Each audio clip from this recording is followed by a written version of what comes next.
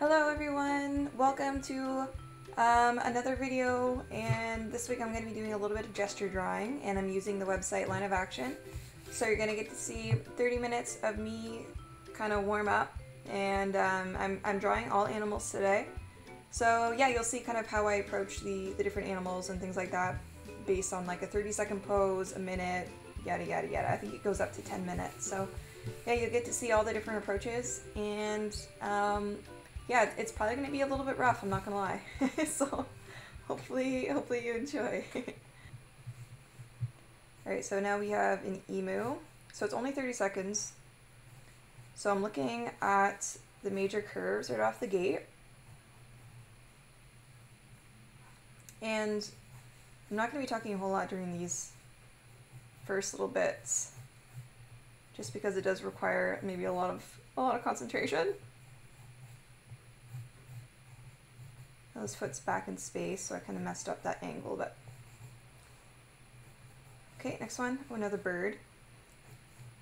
So I kind of overlap all of these in my sketchbook because I like to save the space. I don't want to just like burn through my whole sketchbook in one sitting, so I kind of like the look of the visual chaos of just having everything kind of on top of each other. Because again, it's not about the drawings looking good, right? It's about learning, practicing, warming up. Another bird, what's happening?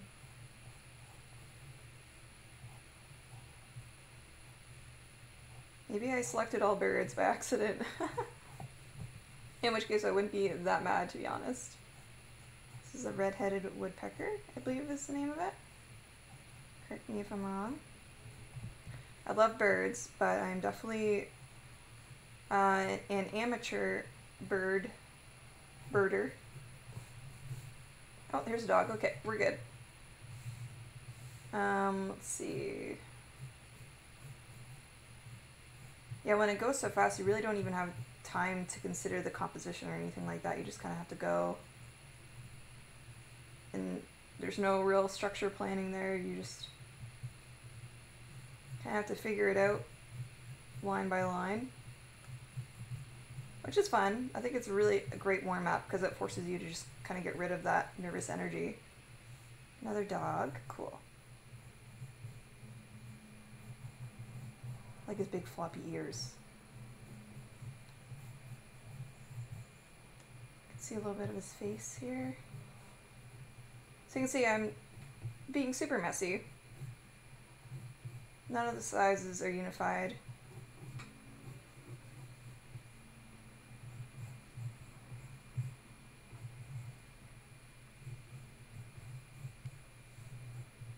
Another bird. Dogs and birds today. I am okay with that for sure. Nice seagull here. So you can see I'm like literally just overlapping these drawings. Not being precious with any of them.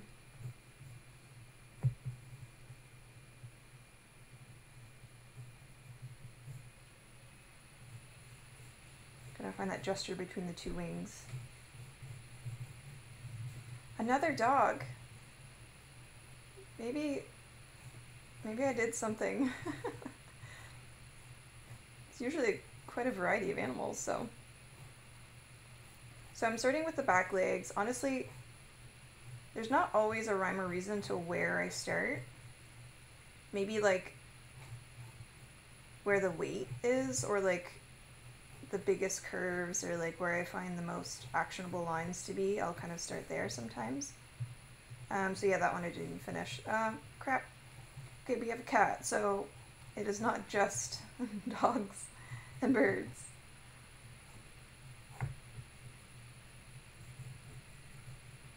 Now I'm going to switch to the next page after this because it's getting kind of hard to see.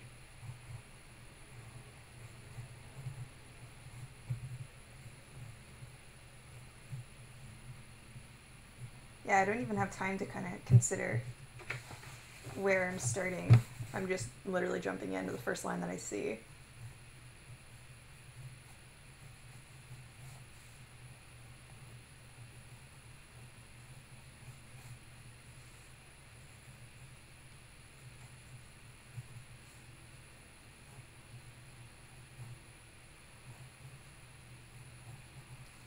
One of the things I love about gesture drawing is that it really forces you to simplify the forms.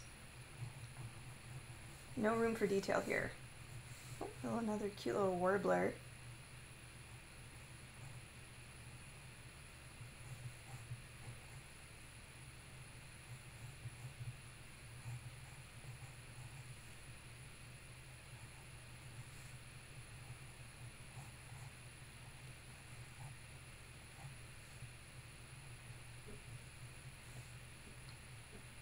Now the issue with this is that it doesn't tell you when it switches from 30 seconds to minute, so I'm into a minute now. But yeah, I have a really hard time keeping track, and like my strategy obviously will change depending on how much time I know that I have. So I've definitely like finished a drawing and then realized I had like a whole extra few minutes, and then I'll generally just kind of restart it at that point and just draw it again, which is totally okay. Like sometimes if I don't like how one turned out, I'll just draw it multiple times, or, well, not necessarily if I don't like how it turned out, but like if I feel like I like the reference photo and it did you justice, then otherwise, like I said, I'm not so worried about the results. But some of them are genuinely really informative as far as like how the body is turning or about one particular animal's anatomy.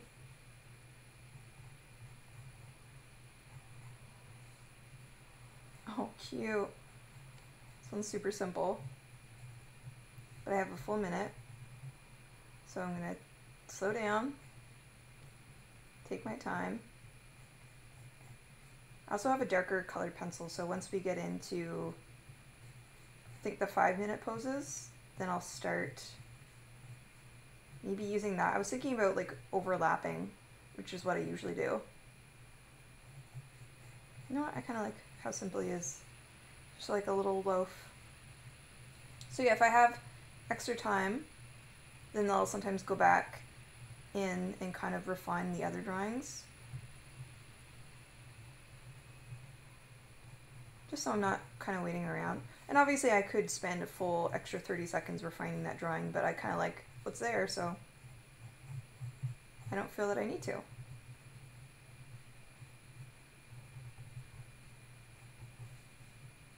Okay, oh gosh.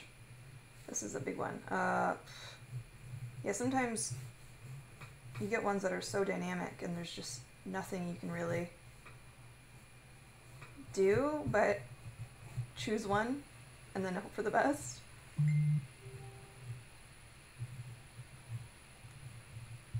Sorry, I just got a message. I need to really learn to turn off my notifications while I'm recording. Ah! Okay, 30 seconds left. Slow down.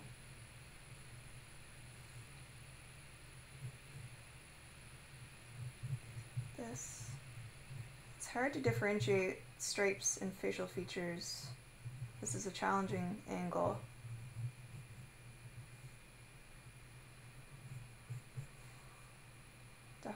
Definitely rough. Okay, 2 seconds. Oh dear. Okay, well, that one's okay. That's fine. This is fine. I told you what to expect.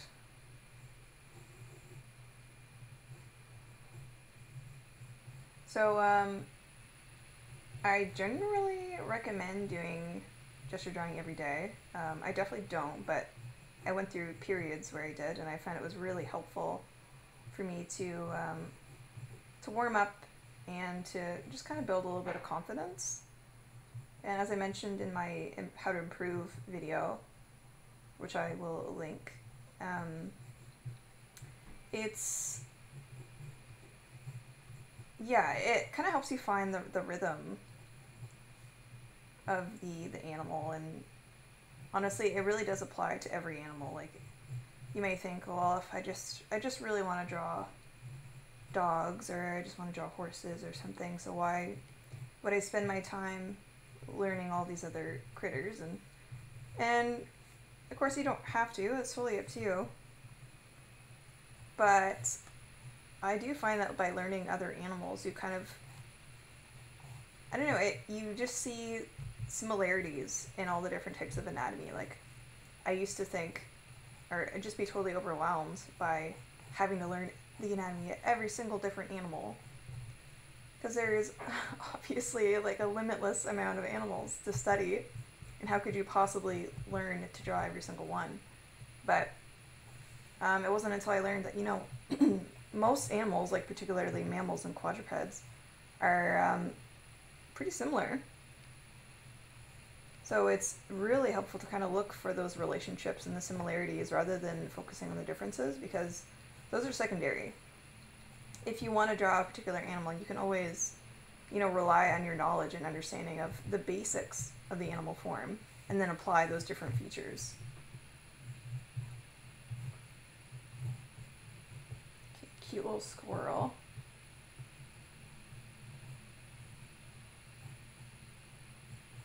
There's definitely a habit you can get into too with like rushing too much, which is absolutely something that I struggle with. So you will probably find, oh, this is a 5-minute one. Yeah, see? So you'll find that, like, for me in particular, at least, I will get so caught up in trying to capture everything in the short amount of time that I will just really rush my lines and everything will feel really messy.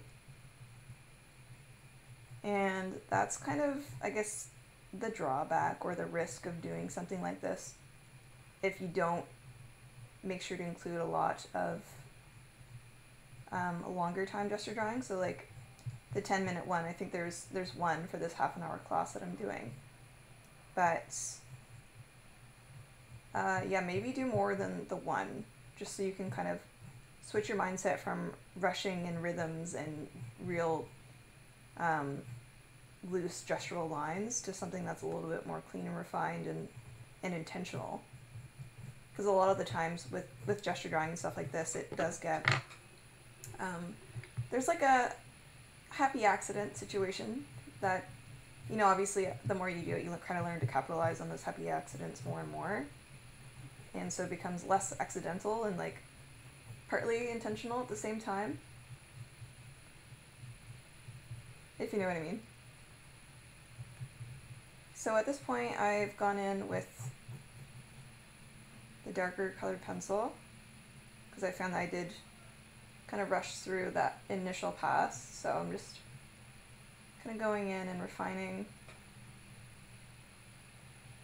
my lines. And sometimes in certain reference photos, you can't really see or understand what's going on. So you kind of have to make it up.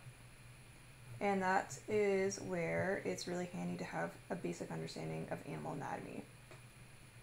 Which, again, like I said in my improvement video, you don't have to like have a full understanding right out the gate when you start something like gesture drawing. Like I did recommend to kind of focus on gesture first, just to get that looseness and like get rid of those nerves. But yeah, study anatomy in conjunction.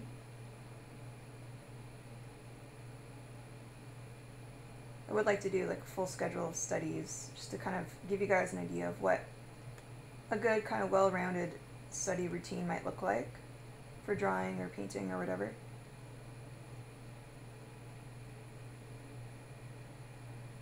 Okay, I got 2 minutes left. Not thrilled with how this one's turning out. I can see that the face is very wonky and too big and gesture's not quite right. And that's okay.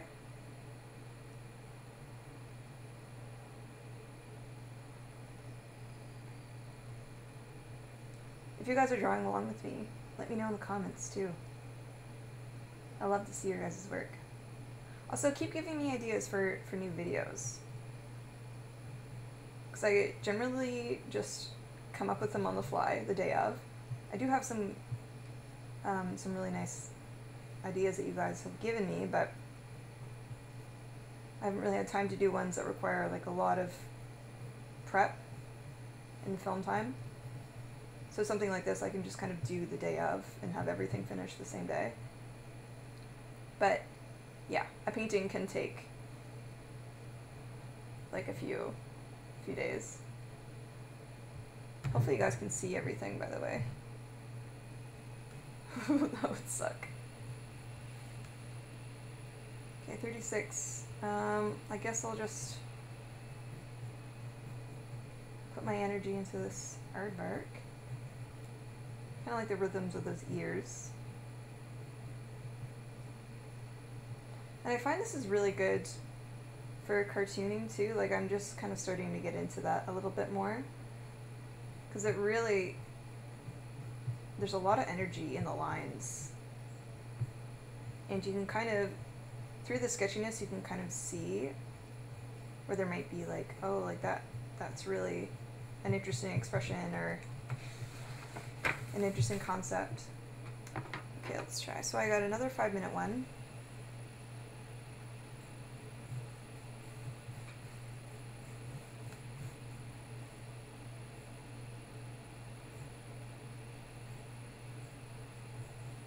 So it kind of looks like a Pokeball to me.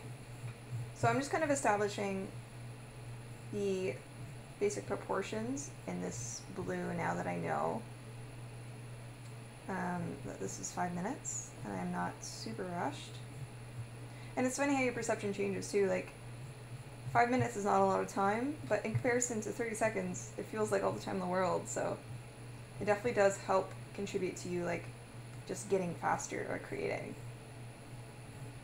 Which isn't necessarily the goal. Like, you shouldn't feel like you need to be the fastest artist, or, you know, you see all those speed paints and, you know, time-lapse images, and that's not something you should aspire to. Like, definitely focus on quality, of course. But I know in, like, the age of social media, it's really easy to get caught up in just feeling like you gotta pump stuff out every single day.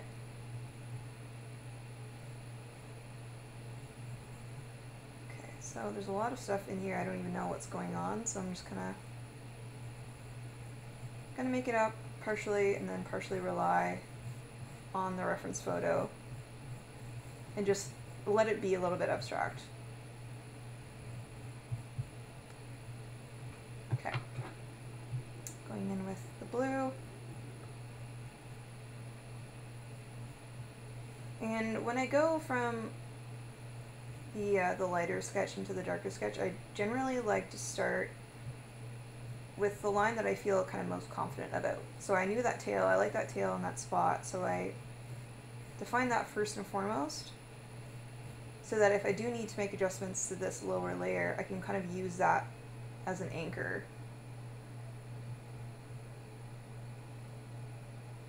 Now I know that this isn't quite right, the nose is too far down in proportion, but I'm going to try and make it work.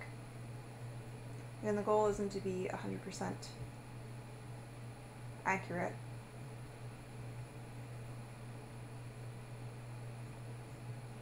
And sometimes too, I do like to stylize the drawings and add a little bit of personality to the animals. I haven't necessarily been doing that today, because I'm, like, when you're thinking about the design, then that's a whole other mental process. So to try and design while also talking, that's probably a little bit too much for me. Even this right now is like really pushing the cusp of what I'm capable of. My brain CPU is like off the charts. Okay, so I'm gonna give him cute little highlights in his eyes. And you can tell too that I don't do a lot of shading. And that's just generally how I work, and like my style is very, very line dominant. So that's where I spend most of my time, which I still have a minute and 22 seconds left. So yeah, I kind of spend my time establishing where like certain lines and shapes and things like that, rather than volumes necessarily. So if you're more value or form dominant, then you might, you know, approach these completely differently than me, which is totally okay. Like, there's no right or wrong way. Like, I'm sure a lot of people would think this is probably not the ideal way to approach gesture drawing, but I say whatever floats your boat. I do have 40 seconds, so maybe I'll try and get some of this texture in. It's real loose, real scribbly.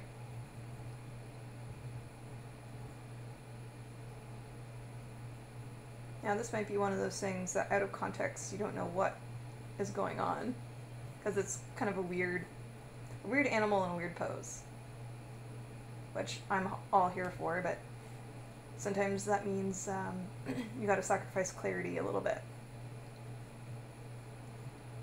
So you can see I'm not super concerned about getting every single mark or texture right. Okay, now, oh crap. Where did I put my other colored pencil? Oh no. Okay, I guess we're just doing... She's gone. Okay. So we're just going in with the dark one this time. But now, oh, this is our 10-minute pose. Okay, so I'm going to be...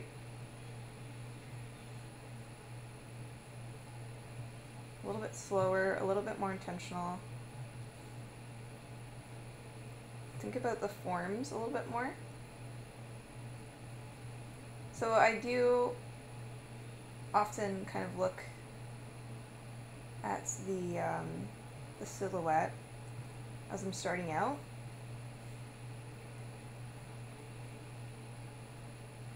See, I'm finding these nice rhythms in the body where you can see the muscle kind of poking through. This is actually a nice pose for 10 minutes. But I can already tell that I've made it a little bit too small, so hopefully I don't run off the page.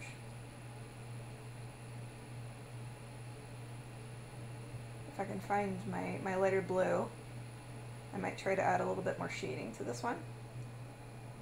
I can't really see his feet, so I don't know what kind of feet tapirs have, actually. They must have like little hooves. They're definitely some kind of ungulate, so.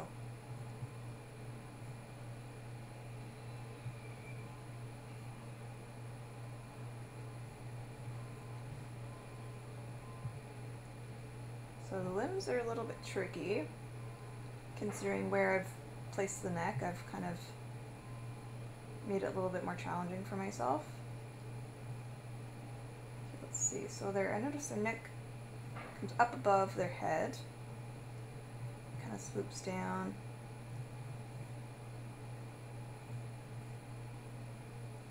Cool rhythm with their face. See, I would have really preferred to have done this in my light blue, but I suppose I could have looked harder. I do have 10 minutes. That's fine. We're here now. So I'm trying to establish a little bit of the ground so that I'm placing the feet on the same plane. So that is something that's very distracting when all of the feet are different lengths, which can, you know, easily happen when you're so focused on just copying what you see. I'm looking at negative space too, kind of seeing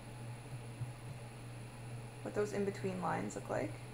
And based off that, I can see that I think I made the torso a little bit too small. That's okay. So this is definitely too wide.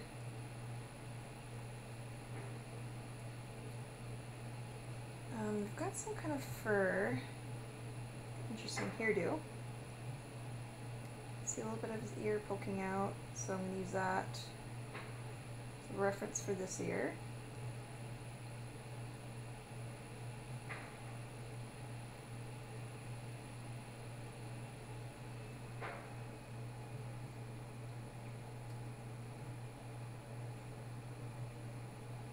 Okay.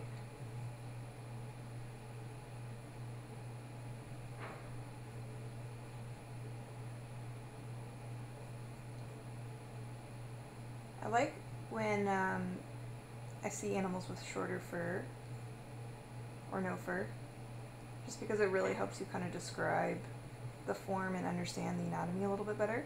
I love drawing fluffy animals, don't get me wrong, but drawing fur is very different than drawing the anatomy. Because fur can kind of just do whatever it wants in space. Now this eye has a lot of interesting detail. Okay. Okay, so if this were pencil, I could go over with a kneaded eraser right now. But it is not. I like to sketch with colored pencil just because it's, I mean, it's more visually pleasing, of course. But it also doesn't smudge, which I like. Okay, so let's see. Hopefully you guys can see everything. Let me make sure. Okay, so you can't even really see the feet, but that's alright. I'll zoom in on this. Yeah, I don't like these ears. Oh, there's my colored pencil. Woohoo! So, my my setup is janky as always.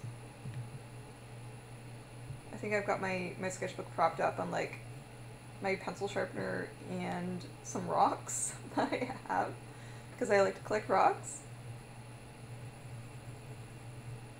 Okay, I think I should establish.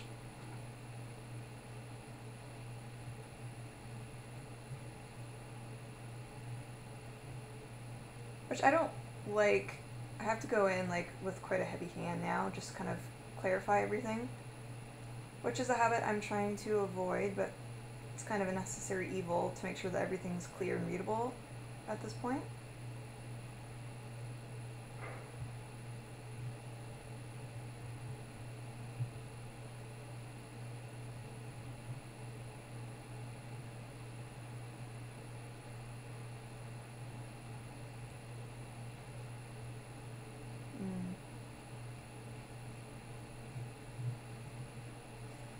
Yeah, I wish I could clean up some of these lines. But it is what it is. Even when you're making drawings that you don't like and you feel like are unsuccessful, if you can isolate why you feel that it's unsuccessful, then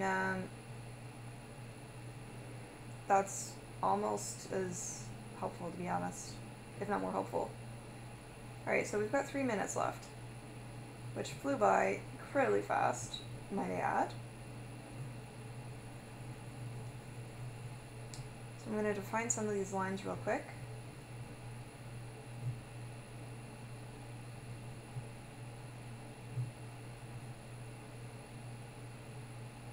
I don't know if that anatomy is right, but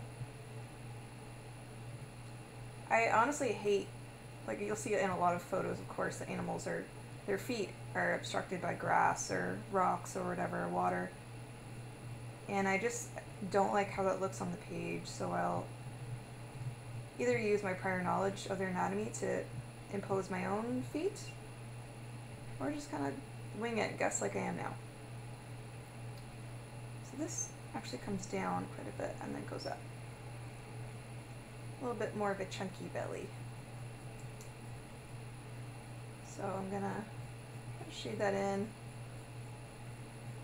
kind of hide the mistakes. Which, no rules, you know what I mean? Like, if you make a mistake and it happens to be in the shadow, darken that shadow.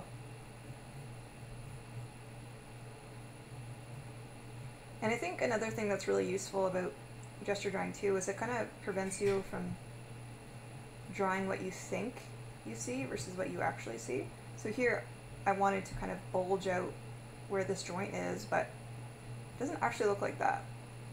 And that's why it's important to like have your eyes on the reference photo more than on your page. Because otherwise it is very easy to get caught up in just drawing symbols of what you think certain bits of anatomy look like.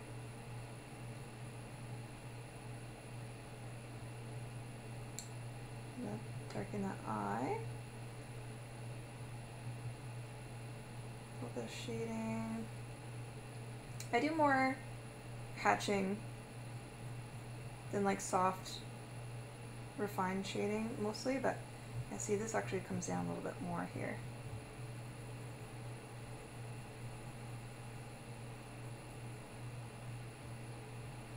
Which I do like soft shading. Like I used to really enjoy charcoal actually, but it's just so messy. And when it's so loose and so easy to kind of be soft, with something like charcoal, I find you do lose a bit of design. And design and shape is kind of the most important part for me when I'm drawing. So I need to like kind of prioritize that. Even though this might feel maybe more messy at times.